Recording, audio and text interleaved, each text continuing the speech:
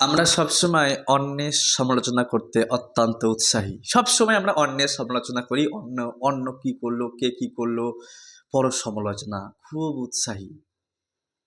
কিন্তু বৈষ্ণবেরা নিজের আত্মসমালোচনা করে। আমি যত আমার আত্মসমালোচনা করব, তত নিজেকে প্রোগ্রেস করতে পারবো।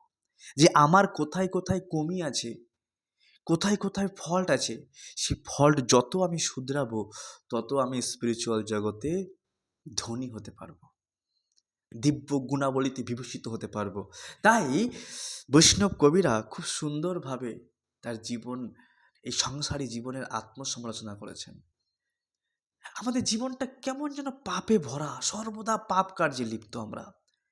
আর কেন পাপ কাজ করি আমরা? নিজের তুচ্ছ তুচ্ছ সুখ, দেহের সুখ, ইন্দ্রিয়ের সুখকে পরিতৃপ্তি করবার জন্য আমরা কোনো রকমভাবে দ্বিধাবোধ করি না পাপ কাজ করতে। সব রকম পাপ কাজ করতে আমরা উদগ্রীব হয়ে উঠি। আর সেই কারণে পাপ কাজে আমরা এত ব্যস্ত, আমাদের কিন্তু পুণ্যের কোটা আমরা দেখতে পাচ্ছি না। যে কোথায় পুণ্যের কোটা, কোথায় নাহিক পুণ্যেরও লেশ, কোথায় পুণ্যের তো লেশ মাত্র খুঁজে পাওয়া যাচ্ছে না, বিন্দু মাত্র খুঁজে পাওয়া যাচ্ছে না। কারণ সদা সর্বদা পাপ কাজে, সদা সর্বদা কেউ যখন সদা সর্বদা নিজের সুখের জন্য চিন্তা করবে, সে সর্বদাই পাপ কাজে লিপ্ত থাকবে। যে সর্বদা দশের চিন্তা করবে, সমাজের চিন্তা করবে, ভগবানের চিন্তা করবে, সে সর্বদাই পুণ্যকর্মে লিপ্ত থাকবে। আর এই যে আত্মসমালোচনা করতে গিয়ে দেখা যাচ্ছে যে প্রতিনিয়ত আমরা কি করি, হ্যাঁ, নিজের সুখের জন্য আমরা অন্যকে উদ্বেগ দিই, টেনশান দিই, দুশ্চিন্তা দিই, ভয় দেখায়, হ্যাঁ, অন্যকে প্রতিনিয়ত আমরা অন্যকে কষ্ট দিয়ে থাকি, পরের উদ্বেগ দিই আমরা। কেন? অন্য জীবের কেন ক্লেশ দিই? হ্যাঁ, নিজের সুখের জন্য। নিজের সুখের জন্য আমরা পাপকে পর্যন্ত ভয় পাই না। নিজের সুখের জন্য আমরা দয়াহীন হয়ে পড়ি, বিন্দু মাত্র দয়া লাগে না। কসাইগুলো কিভাবে পশু পাখির ওপরে ছুরি চালাচ্ছে, একটু দয়া হচ্ছে না পশু পাখির প্রতি? দয়া হয় না, কারণ নিজের সুখ স্বার্থপর, নিজের স্বার্থ গোছাবার জন্য আমরা একটু পাপ কাজ করতে ভয় পাই না। এ আত্মসমালোচনা। পরে যখন যেখানে একটা জীব কষ্ট পাচ্ছে, সেখানে আমার সুখ হচ্ছে, আমি সুখের অনুভব করছি, আমি পর দুঃখে সুখী। সাধুর স্বভাব হচ্ছে পরের সুখকে দেখে সুখী হওয়া, এই হচ্ছে সাধু। পরের দুঃখকে দেখে দুঃখী হওয়া। কিন্তু এই সংসারী বদ্ধ জীব পরের দুঃখ দেখলে তার আনন্দ হয়। একটা জীব হত্যা হচ্ছে, সে আনন্দ পাচ্ছে। একটা মাছ বড়শিতে ধরেছে, সেই মাছ ধরা লোকটি এটি আনন্দ পাচ্ছে, বা মাছটা খাপি খাচ্ছে, আনন্দ পাচ্ছে। পরের দুঃখ দেখে আনন্দ পাচ্ছে। এক জাতি আর এক জাতিকে মেরে আনন্দ পাচ্ছে, এক প্রজাতি এক প্রজাতিকে মেরে আনন্দ পাচ্ছে, এক গোষ্ঠী আর এক গোষ্ঠীকে মেরে আনন্দ পাচ্ছে। এ কি? হ্যাঁ, তাই আমরা পরের সুখ সহ্য করতে পারি না। পরের সুখ দেখলে দুঃখ হয়। পাশের বাড়ির লোকটি যদি ২-৫ তলা বিল্ডিং হয়ে যায়, আমরা বলি নিশ্চয়ই করে ২ নম্বর ইনকাম আছে, আমার তো হচ্ছে না। তার নয় বদনাম করা শুরু দিই। তাই আমাদের স্বভাব তো দেখো, আমাদের স্বভাব পরের সুখ দেখলে কষ্ট হয়। আর সর্বদা নিজেকে সত্য প্রমাণ করবার জন্য সর্বদা মিথ্যা কথা বলি, সর্বদা সদা মিথ্যাভাষী। হ্যাঁ, নিজেকে সঠিক প্রমাণ করবার জন্য, নিজেকে হিরো প্রমাণ করে সর্বদা আমরা মিথ্যা কথা বলি, সদা মিথ্যাভাষী। আর পরের দুঃখটাকেই আমার নিজের সুখ বলে মনে করছি। নিজের ডাউন খাই হলেও পরের কেউ ডাউন খাওয়াতে হবে, নিজের ক্ষতি করে হলেও পরকে ক্ষতি করতে হবে। একটা কথা আছে যে নিজের গরু মেরে দিয়ে অন্যের নামে বদনাম করে দাও, যে ওই ব্যক্তি আমার গরুটা মেরে দিয়েছে, ওকে জেলে ফাঁসিয়ে দাও, ওকে বদনাম করে দাও। এ হচ্ছে আমাদের জীবনের আত্মসমালোচনা। যে আমরা কতটা যে নিজেকে উৎকৃষ্ট, নিজেকে শিক্ষিত মনে করছি, নিজেকে বড় এডুকেটেড পার্সন মনে করছি, নিজেকে সবার সামনে জাহির করছি আমি একটা বিশাল বড় ব্যক্তিত্ব সম্পন্ন। কিন্তু দেখো আমাদের মধ্যে কত নোংরা ভরে আছে, হৃদয়ের মধ্যে কত নোংরা ভরে আছে। অসংখ্য অসংখ্য কামনা বাসনা এই জগৎকে ভোগ করার জন্য, অসংখ্য অসংখ্য। হ্যাঁ, কখনো ক্রোধী, কখনো দাম্ভিক, কখনো অহংকার সম্পূর্ণ ভরা, সর্বদা মদমত্ত হয়ে, সর্বদা বিষয়ে অ্যাটাচমেন্ট, সর্বদা বিষয়কে ভোগ করার জন্য তৃষ্ণা, তৃষ্ণা মিটছে না। হ্যাঁ, সর্বদা হিংসা, সর্বদা একে অপরের সঙ্গে হিংসা।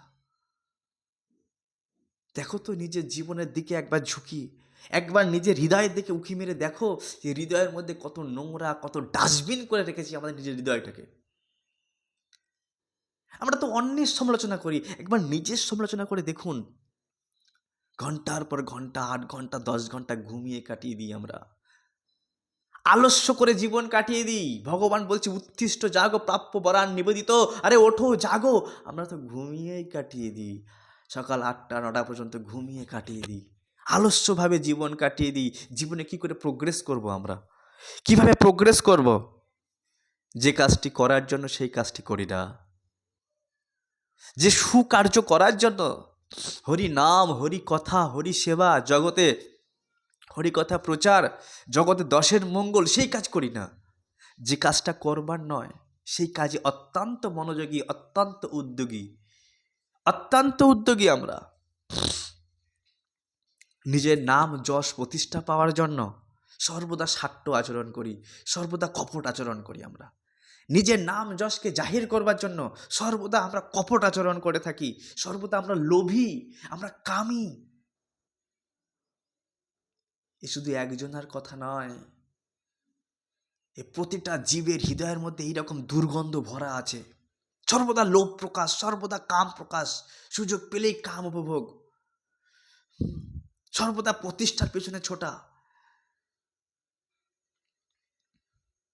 আর এই রকম দুজন ব্যক্তি সজ্জন ব্যক্তির সঙ্গ করে না। কমসে কম সজ্জন ব্যক্তির সঙ্গে যদি কোনো গুণ না থাকে, যদি সজ্জন ব্যক্তির আমরা সঙ্গ করি, তো সজ্জন ব্যক্তির সঙ্গ প্রভাবেও ওই সজ্জন ব্যক্তির গুণাবলী কিন্তু আমার মধ্যে আসতে পারে। কিন্তু এরকম দুর্জন ব্যক্তি, সে সজ্জন ব্যক্তির সঙ্গ না করে নিরন্তর অপরাধমূলক কাজকর্মে যুক্ত থাকে, নিরন্তর পাপ কার্য, নিরন্তর খারাপ কার্য, অসামাজিক কার্যকলাপে যুক্ত থাকে। তার মধ্যে কোনো শুভ কাজ থাকে না, সদা অনর্থ চিন্তা করে। আর তার প্রবলেম কি? সর্বদা কলহপ্রিয় হয়ে ওঠেছে, সর্বদা ঝগড়া করে, সর্বদা বিবাদ করে, সর্বদা দুশ্চিন্তায় থাকে, সর্বদা টেনশানে থাকে, সর্বদা মুখটা কালো করে বসে থাকে, যেন প্রধানমন্ত্রীর ভার তার মাথার উপরে। কারণ সে তো পাপী ব্যক্তি, সে সুখী হবে কি করে?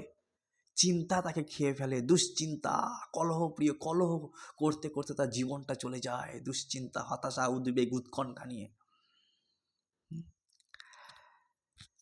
আর একটার পর একটা থেকে একটা বেটা দুঃখ তাকে ঘিরে ধরে। একটা সময় বাল্যকাল পার করে যৌবনকাল পার করে, যৌবনের উদ্দামে তো অনেক পাপ কাজ করে। আজ যখন বার্ধক্য হয়ে যায় তখন সে অত্যন্ত নিজেকে উপায়বিহীন মনে করে, হায় হায় কী করলাম সারা জীবন, কি হলো, কি হলো। হ্যাঁ, আজকে তো আমার অনেক রোগ আমাকে গ্রসে ধরেছে, ক্যান্সার, ডায়াবেটিস, সুগার, হ্যান ত্যান, কত রকমের রোগ চেপে ধরেছে। সে কিন্তু আর ভগবানের চরণ পদমে পৌঁছাবার আর নিজেকে যোগ্য তৈরি করতে পারে না। তাই জীবনের প্রথম থেকেই কিন্তু আমাদের হরিভক্তি করার জন্য অত্যন্ত প্রয়াসী হওয়া উচিত। জীবনের প্রথম থেকে কিন্তু ভগবানের হরে কৃষ্ণ কৃষ্ণ কৃষ্ণ হরে হরে, হরে রাম রাম রাম হরে হরে, হরিনাম করতে হবে। এই যে এত দুর্গন্ধ, এত ময়লা যে হৃদয়ের মধ্যে আছে, কিভাবে যাবে? ভাগবতম বলছে, যস্যাস্তি ভক্তি ভগবত কিঞ্চনা সর্বে গণস্তত্ত্ব সমাসতে সুরা। কেউ যদি ভগবানের ভক্ত হয়, ভগবানের ভক্তিপরায়ণ হয়, ভগবানের নাম জপ করে, ভগবানের কথা শোনে, তার মধ্যে সমস্ত দেবতার গুণে গুণাবলিতে বিভূষিত হয়ে ওঠে। যারা এরকম ভক্তি, ভগবানের ভালোবাসা আছে, সে সমস্ত গুণে গুণান্বিত হয়ে যায়। হরি অভক্তস্য কুত মহৎ গুণা। হরি অভক্তের কোনো মহৎ গুণ নেই, কোনো মহৎ গুণ নেই। মনোরথেন অসতি ধাবতে বহি, সে মনোরথের দ্বারা মনের কামনা বাসনা পূরণ করবার জন্য এই জগতে বারবার বিচরণ করছে আর দুঃখী হচ্ছে। তাই কৃষ্ণ ভক্তি, কৃষ্ণ নাম জপ, কথা কীর্তন, শ্রবণাম কীর্তনাম বিষ্ণু যদি আমরা করি, তাহলে সমস্ত সদ্গুণে কিন্তু আমরা ধীরে ধীরে বিভূষিত হয়ে উঠতে পারবো। এই জীবন সর্বাঙ্গীনভাবে সুন্দর হবে। Chant Hare Krishna and be happy. জয় শ্রী প্রভুপাদ।